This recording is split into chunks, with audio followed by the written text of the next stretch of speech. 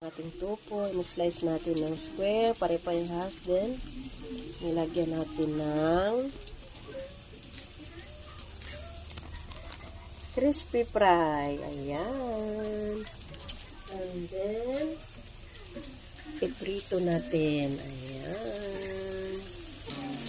And guys, bana. Iahon na natin. Lagyan na natin sa lagayan.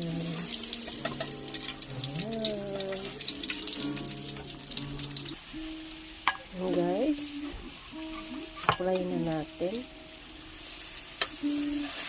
Ayan, fry na natin.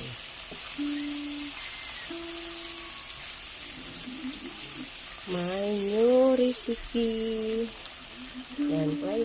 Ayan ang ating ingredients sa ating sauce: sugar, soy sauce, onion, sili espada, and